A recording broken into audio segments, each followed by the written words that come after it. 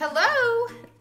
We are going to talk about shadows and highlights. So we are going to discover what a highlight is, what a shadow is, and what a midtone is. And to do this, we are going to practice with 3 different mediums. So to start with, we're going to use charcoal or pencil. This is a 2B pencil.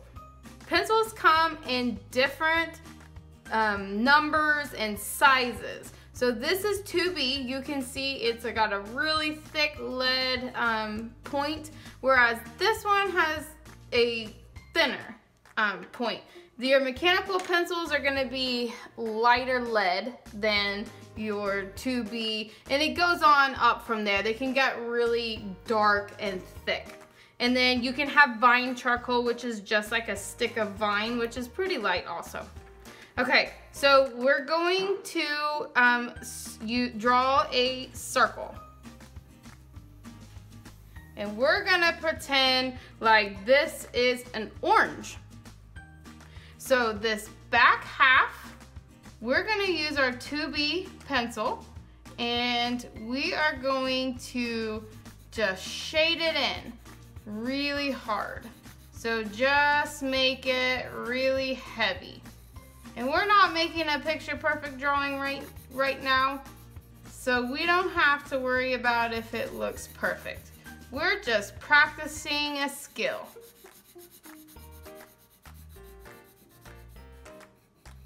All right, so we can all see how it's pretty dark back here. And it kind of travels a little bit down the side. Okay, so that's pretty dark, right? Now we're gonna take our mechanical pencil and we're gonna start laying in, and I'm pushing really lightly. And as I come more this way, I'm pushing even lighter.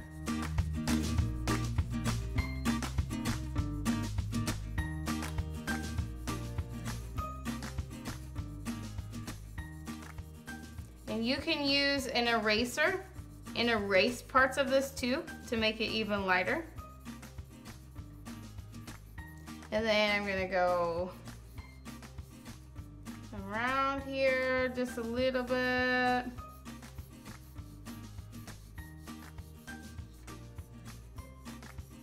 I'm just gonna kind of round it out here. And I'm gonna leave this little area right there. So it kind of looks a little bit like an eyeball, a little bit like a cave, a little bit like a Pokemon. So we have our dark. This is called our shadow. We have our mid-tone.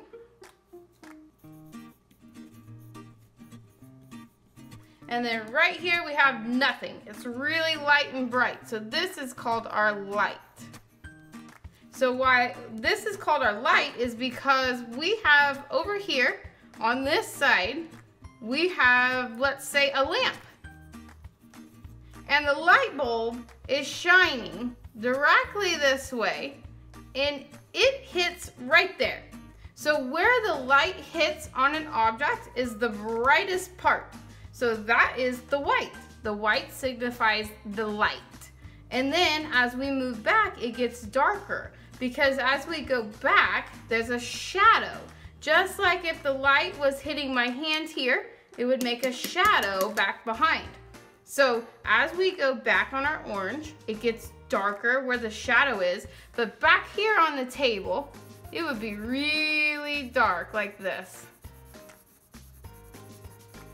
Because the orange would be blocking the light coming from our lamp, and it would create a shadow, just like trees do. So this is our table here. And our lamp is sitting right over here. And it's projecting the light. And then our orange is blocking the light, and it creates the shadow. So that helps give us dimension in our art. So let's do this with paint. Let's just say we're gonna paint highlights and shadows. So we're going to take our red and our yellow, and we're gonna make a darker orange. And we're gonna do a circle. And I'm gonna put my darker orange more so in the back. And then I'm gonna go and I'm gonna add a little bit more yellow to my dark orange. And I'm gonna get a medium color yellow. And I'm gonna put that right there. So right where the dark orange ends, I'm gonna put a little bit of the lighter yellow. The lighter yellow orange. And then, I know my light is over here reflecting right there, so I need to keep that light. I can take a little bit of white and put in with my yellow, and I can fill that in. And if I still need it to be brighter, then I could put just a little bit of white.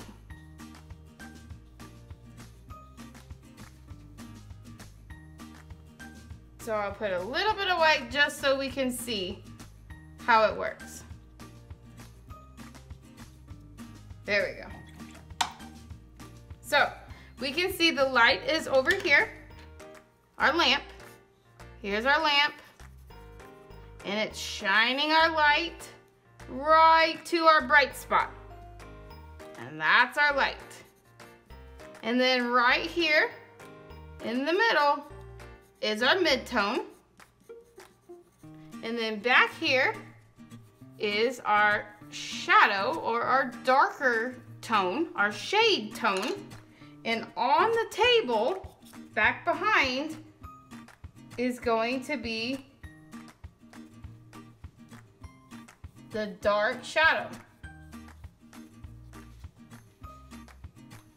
So it's gonna be pretty dark back here because that orange is blocking the light and creating a shadow. And let's just say that was our table right there. All right, so as we went out, it blended. Our colors blended. So we used dark and light to get mid-tone, and they blended together. So if I just kept brushing that, it's going to make one big solid orange color. So the trick is to get your shades mixed together without making one solid color, so that you still have your darks, your shadows, your mid-tones, and your lighter areas. That gives your object dimension. You can do the same thing with colored pencils. So we're gonna make our orange. We're gonna color it in.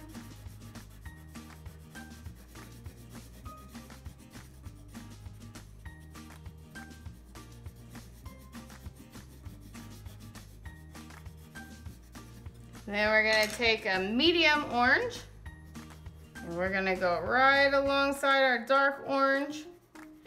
So however hard we're pushing the colored pencil, it's however dark and heavier coverage we're gonna get.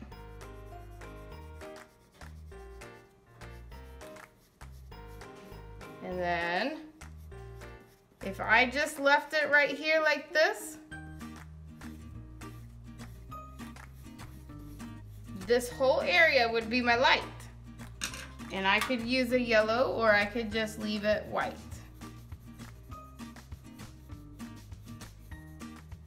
And then I could keep working with these colored pencils, and I could make them blend if I wanted to really keep working on shading and highlight. You can keep taking this art and advancing it further and working it more, and then you get some really cool things. And then back here, let's just get a red to go right back here to show that it's really dark. So we have our light.